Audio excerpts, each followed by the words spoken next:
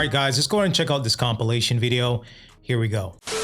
Every man has a price tag they're willing to pay on a woman's head. They'll look at you and rate you and say, you know what? I know I can pay her $1,000 and I could crack those eggs. Oh, you know what? I can take her to that nice 5-star restaurant because she's not used to eating out nice. It's gonna woo her, and I'm pretty sure that same night I could crack her eggs. And this is a prime example why you don't put a woman on a pedestal, okay? Spending X amount of dollars means absolutely nothing, okay? I've heard of scenarios where women will go on a spontaneous first date. A guy takes them on vacation, spends thousands and thousands of dollars, come to find out they're not even compatible, okay? I've literally heard of scenarios where a guy will take them out for a vacation weekend, come back, and they don't even end up talking, okay? So spending X amount of dollars means absolutely nothing. It means nothing when it comes to building a connection, seeing if your moral compasses align, or again, if you guys are even compatible. If a woman is trying to guilt trip you and shame you into spending X amount of dollars, chances are that woman's not for you. These specific modern women are only interested in scamming men, okay? Rinse and repeating and moving on to the next victim.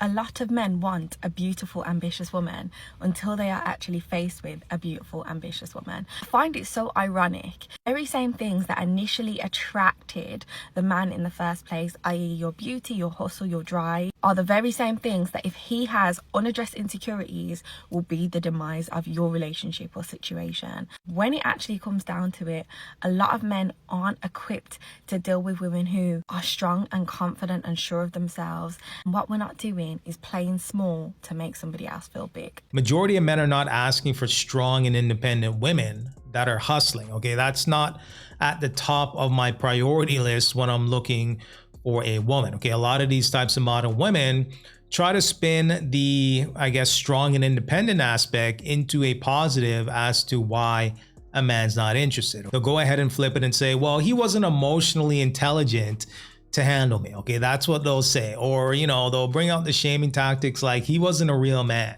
okay? He wasn't ready to handle a strong woman, right? They'll try to flip the things that men are not really interested in when it comes to a woman, and they'll try to flip it into a positive to, you know, I guess soften the situation. But the reality is, majority of men don't mind you being educated. They really don't, okay? I don't want to deal with no, you know, rascal of a chick that can't read or write, okay? If you have your degree, your diploma, what have you, you know, do your thing, right? But when it becomes your whole identity, that's a problem.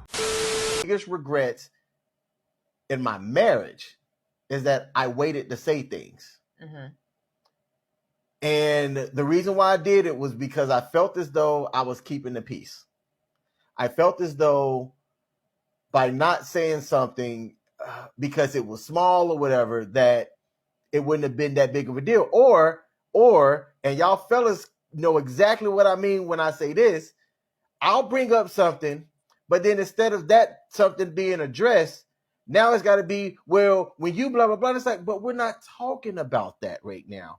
We're talking about this. We're communicating this thing. So it got to where I would stop saying stuff because I was guilty of always saying, I know how this conversation is going to go. And what I meant by that is I don't know every word that you're going to say to me, but what I do know is that we're not going to address the thing that's on my mind because something's going to get thrown back in my face. Yeah, absolutely. I hear what he's saying. I think the key thing here is to set the expectations from the jump. Okay, when you're meeting a woman for the first time, I think it's good to have these hard conversations, these hard discussions in regards to how things are going to go down. Okay, hey, this is who I am. I, you know, don't like to go to bed upset. I don't like to have things unresolved.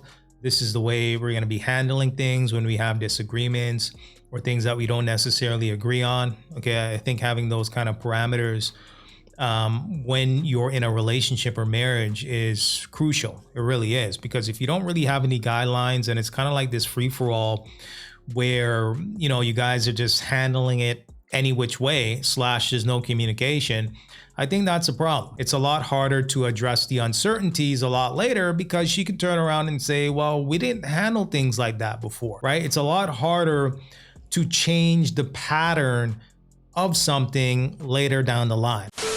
Just like becoming a submissive woman is so crazy because the power you hold by doing that. I'll give a couple points. One, I was afraid that my feelings won't be valid, or like I won't have a voice.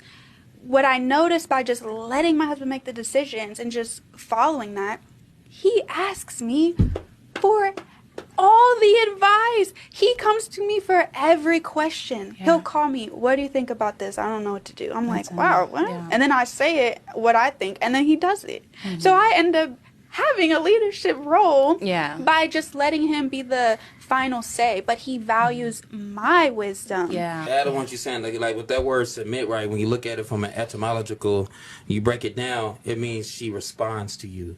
When a man knows that he can trust his woman, he will value her opinion. Mm-hmm.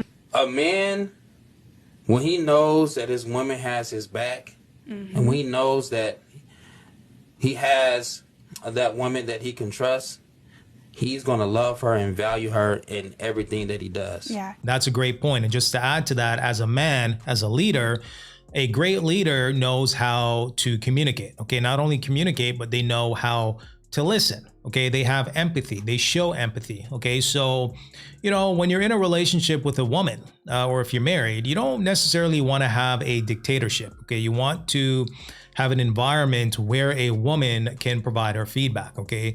She feels comfortable where she can contribute to the decision. Okay. Now she may not be able to make the final decision. Okay. If you're the leader at the end of the day, as a man, you're making the final decision, but you want to create an environment where she can provide feedback and she feels important. Okay. I think that's a key takeaway here. And as he mentioned in the video, when a man trusts a woman, and vice versa, then you guys are bouncing off each other. Okay. You may be in a scenario where you automatically know what she's going to say. Okay. Because you guys are so in tune with each other. Do you know what? I hate the way men love to trash on astrology, love to shit on it. Meanwhile, they like lots of stupid things as well. Yeah. And they think they're so high and mighty about it. I wish I had a more articulate point to say, but it really pisses me off. No, I think that they are high and mighty about it because it's seen as like this girl thing that's been made up. Meanwhile, it's centuries old, and it's linked to like ancient Indian old, like tradition. And we're using it to figure out, you know, the meaning of life and the meaning of certain things. What are you doing to figure out the meaning? They're of looking life? At the stock market. Astrology is as real as the stock market. Like, well, yeah, if not. It's older. Not like, but like it's older, more established. It's way older. It's more like, established. It didn't just pop out of nowhere. Everything is made up from something, and it's also across every culture. Yeah, it's global. So why? So why is it stupid? It's because it's a woman thing. I think if somebody is like, oh, I'm not going to leave my house today because Mercury's in retrograde, I would say that is a bit of a red flag. Yeah, but you know, it's interesting to take information in as it comes to you.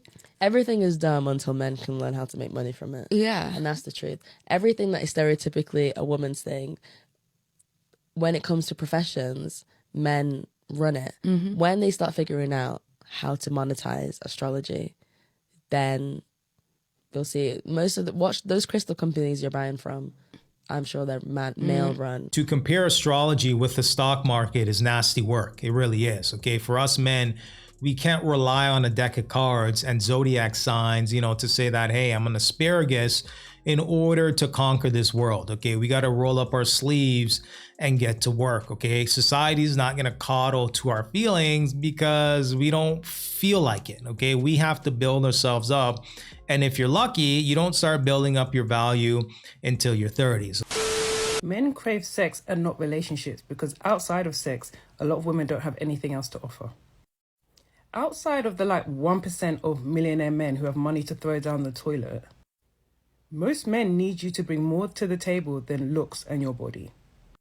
Now, as a woman myself, I don't know why the female population find this so offensive. The reason why you're probably getting pushback on that is because women have to do something beyond existing. They actually need to improve on something in order to retain a man. Once you kind of put the onus on women to actually put in work, that's where the conversation falls apart. Between governments, potential wars, cost of living, that big gorilla guy that dances on the internet, life is tough.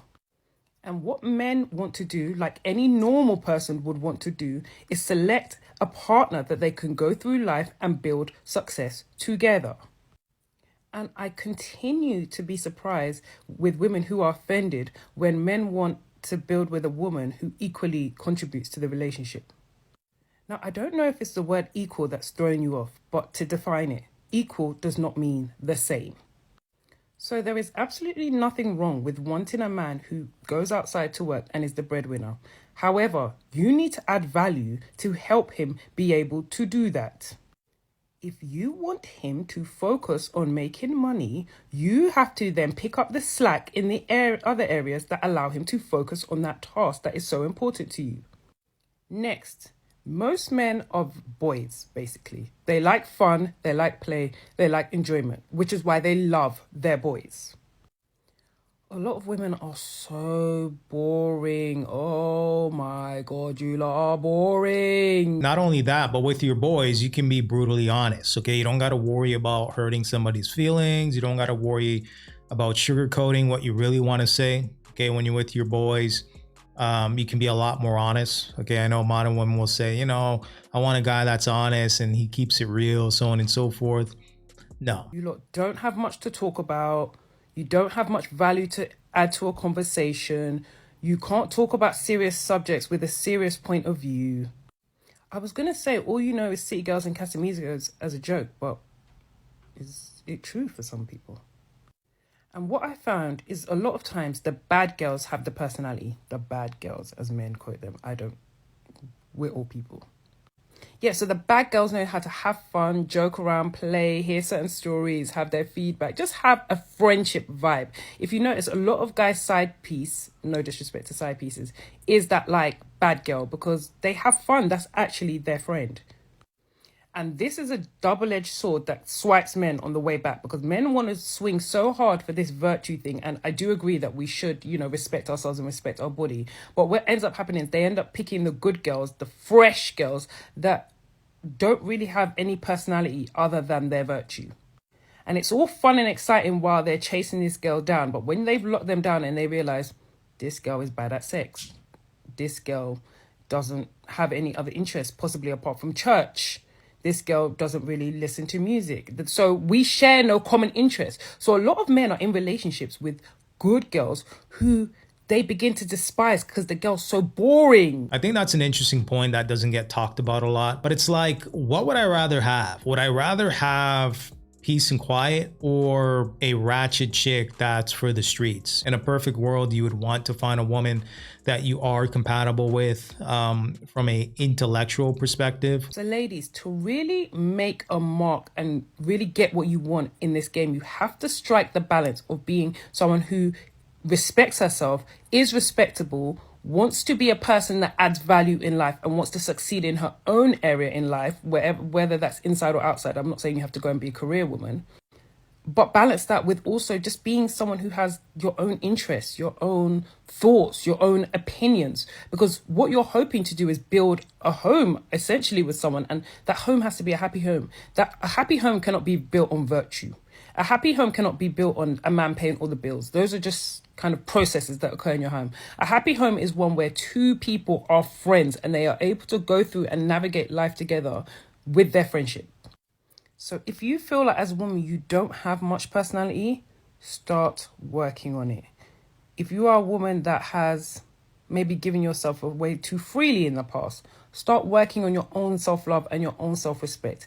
And I'm not even saying these men are the prize, but the reality is we are in the dating game and everyone can front. Men front F these women, women front F these men, but everyone wants to be inside. That's one thing I've realized. A lot of women and a lot of men want to be in a relationship where they can just come off the streets and go home. And to do that, we all have to compromise. Okay, the women that actually have that mindset and they're able to adapt and make adjustments are going to be the women that are winning out here. Okay, they really are. Okay, if you think as a modern woman, you're just going to remain the same and a high value guy, high productive, high capable man is just going to fall from the sky, okay, you're sadly mistaken. You really are, okay? Because when you look at the soft guy era, drizzle and all these other movements, more men understanding their value and worth, they're not putting up with the nonsense in 2024 and beyond.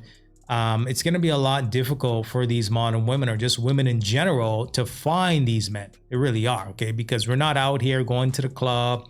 You know, we're not going to the bar every night. We're not, you know, necessarily chasing women in 2024, because, you know, a lot of us are just saying it's not worth it. Okay, why put myself in a compromising situation where I could be accused of something, or, you know, something can happen. Okay, what's the point? And I think women in general are seeing the pattern of what's happening out here. Okay, less and less men are now approaching women. Okay, they're not even engaging in dating anymore. Okay, and again, the women that are willing to compete are going to be the ones winning. But let me know what you guys think in the comment section. Go ahead and provide me some feedback. And until next time.